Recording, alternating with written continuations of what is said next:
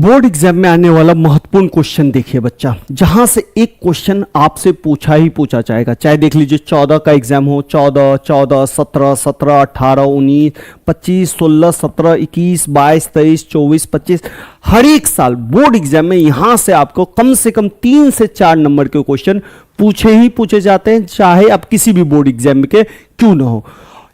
Concept plus 1% पक्का series में आज मैं आपके लिए चौथा टाइप का क्वेश्चन लेके आया हूं, जिसमें आपका एक क्वेश्चन पक्का ही पक्का पूछा जाएगा, चाहे आप किसी भी बोर्ड के बच्चे हो। अगर आपने उन 3 प्रश्नों को नहीं देखा तो जाइए उसे भी जरूर देखिए और अपना 4 से 5 नंबर सिक्योर करिए। तो चलिए बाबू, बिना किसी देरी के शुरू करते हैं। चलिए बाबू, इस क्वेश्चन को करने से पहले थोड़ा सा कॉन्सेप्ट समझिए। कॉन्सेप्ट क्या है? जैसे मान लेते हैं कि ये पॉइंट है आपका x1 y1 और एक पॉइंट और ले लेते हैं, इस पॉइंट का नाम हम दे देते हैं x2 y2। ठीक है बाबू, अब इसको मिलाने वाली रेखा जो है इसको m1 और m2 रेशियो में डिवाइड कर रहा है कोई, यानी कि ये m1 रेशियो है और m2 रेशियो अनुपात है, जिसमें ये लाइन डिवाइड हो रही है। तो डिवाइड किस जगह हो रही है? इस जगह हो रही है। तो ये पूछेगा इसका xy निकालिए।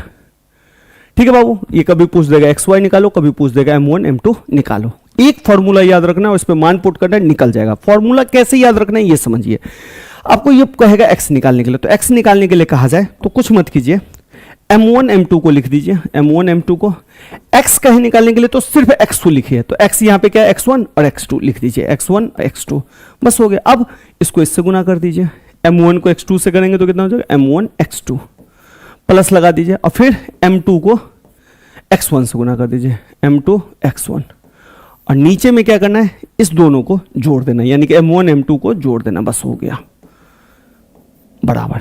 ठीक है बच्चा, अगर y कहे निकालने के लिए तो यहीं पे y1 कर दीजिए, यहां पे y2 कर दीजिए, यानी कि m1 को y2 से करेंगे तो m1 y2 फिर हो जाएगा m2 y1 और नीचे में m1 जोड़ m2, बस हो गया, कहानी खत्म। ये फॉर्मूला आपको इस तरीके से याद रखना है। अगर फॉर्मूला याद है तो क्वेश्चन चुटकी में बन जाएगा। अब जैसे देखिए ये क्वेश्चन क्या कह रहा है?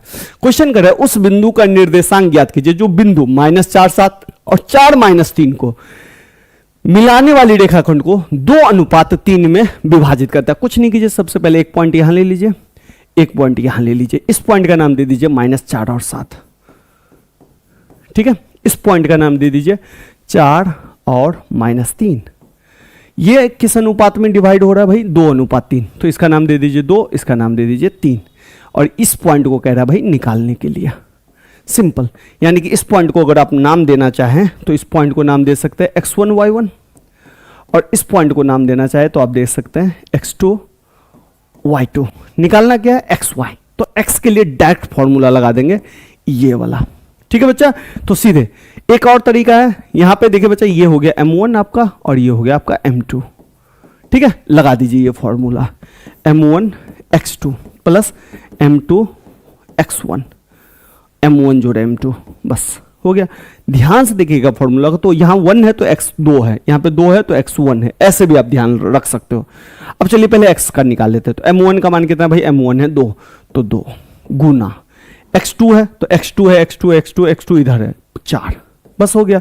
बीच में प्लस प्लस m2 है, m2 कितना भाई? 3 गुना, क्यों गुना? x1 के साथ मल्टीप्लाई है, x1 का है भाई यहां है -4, नीचे में भैया नीचे में m1 m2 को जोड़ना है तो 2 + 3 हो गया। अब इसको कैलकुलेट करेंगे, तो कैलकुलेट कैसे करेंगे? 2 को 4 से गुना करेंगे तो 8 प्लस 3 को -4 से गुना करेंगे तो -12 और नीचे में 5, यानी कि 8 में से ±12 बट्टा 5। 8 में से 12 जाएगा तो कितना हो जाएगा?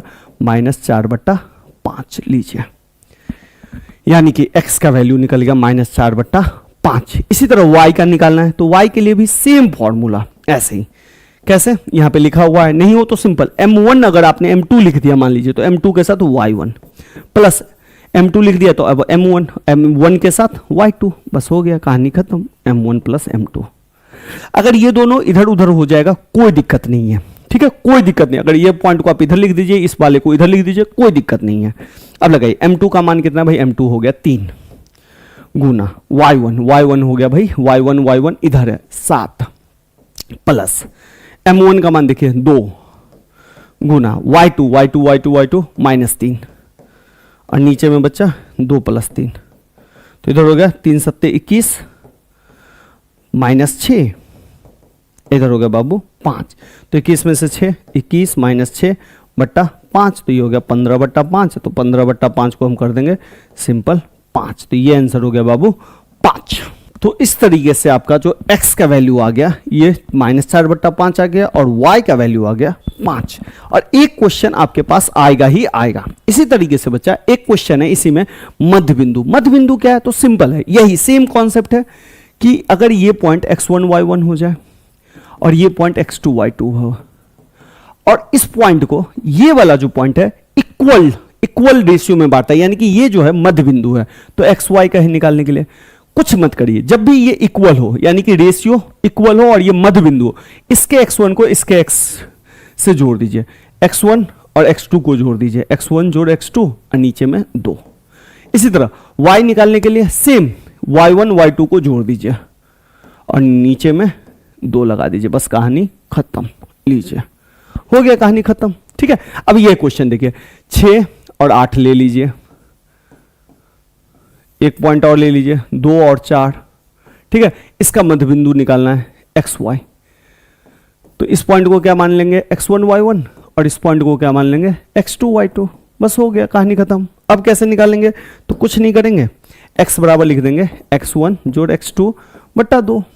तो x1 का मान देखिए, x1 हो गया 6 प्लस x2 हो गया 2 बट्टा 2 यानी कि 8 बट्टा 2 यानी कि 4। ठीक है, y कितना हो गया y1 जोड़ y2 बट्टा 2, y1 कितना हो गया 8, y2 हो गया 4, कहाँ y2 बट्टा 2 यानी कि 12 बट्टा 2 यानी कि 6। लीजिए यानी कि x निकल गया 4, y निकल गया 6। और ये ध्यान रखिएगा बच्चा, एक क्वेश्चन आपका मिड पॉइंट में आता है, कैसे? सर्कल वाला क्वेश्चन दे देगा आपको। ठीक है, अगर आपने एनसीईआरटी सीरीज नहीं देखा है तो जरूर देख लीजिएगा, क्योंकि एनसीईआरटी से क्वेश्चन आता ही आता है। चलिए करें, अब देखिए बिंदु -3 10 और 6 -8 को जोड़ने वाला रेखाखंड को बिंदु -1 6 किस अनुपात में विभाजित करता है? यानी कि ये है -3 और 10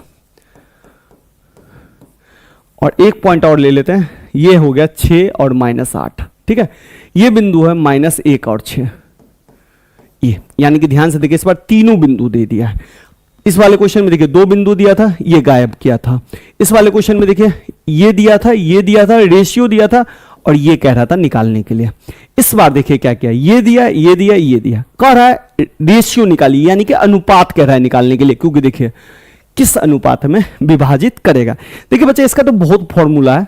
सबसे पहले आप जो चीज जानते हैं उसको डाल दीजिए, x1 y1 xy और इसको क्या बोलते हैं बच्चा x2 y2।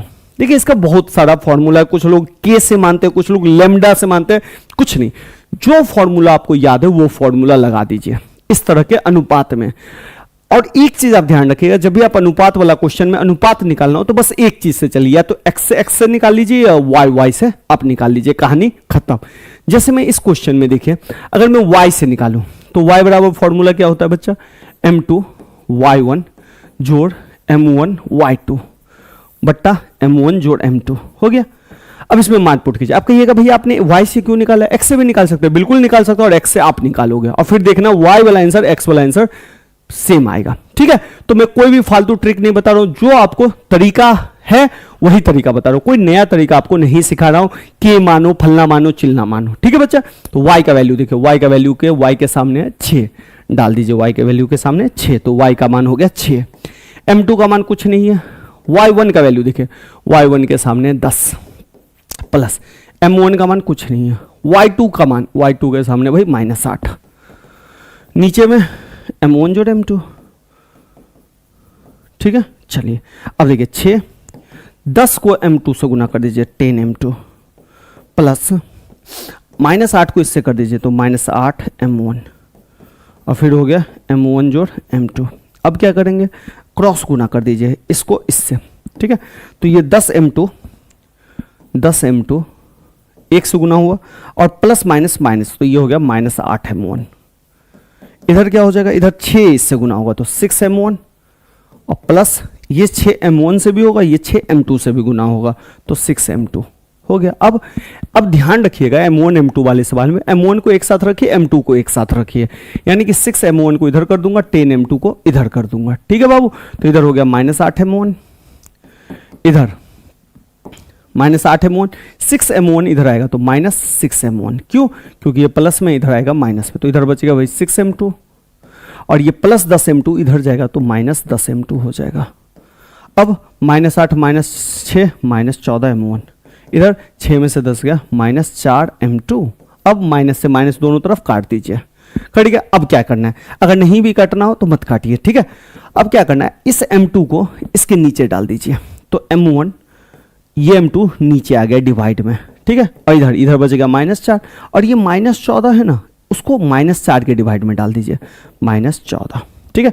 माइनस से माइनस कट के अब 4 2 दूनी और 7 2 7, यानी कि ध्यान से देखिए m1 और m2 कितना आ गया 2/7, यानी कि इसी को कहते हैं m1 अनुपात m2 बराबर 2:7 लीजिए और अपना 4 नंबर पक्का कीजिए। और आपको और भी क्वेश्चन बनाने हैं, स्क्रीनशॉट ले लीजिए, हर एक क्वेश्चन बनाइए और कमेंट में जरूर इसका आंसर दीजिएगा जो मुझे समझ में आए कि आपको समझ में आया या नहीं आया। अगर फिर भी कोई दिक्कत है तो मुझसे पूछिए और पिछला लेक्चर सब देखते चलिएगा क्योंकि मैं इंपॉर्टेंट सीरीज चला रहा हूं। अगर आप यहां तक है तो शंकर स्टडी सेंटर को आप सब्सक्राइब कर सकते हैं, अपने दोस्तों को शेयर कर सकते हैं।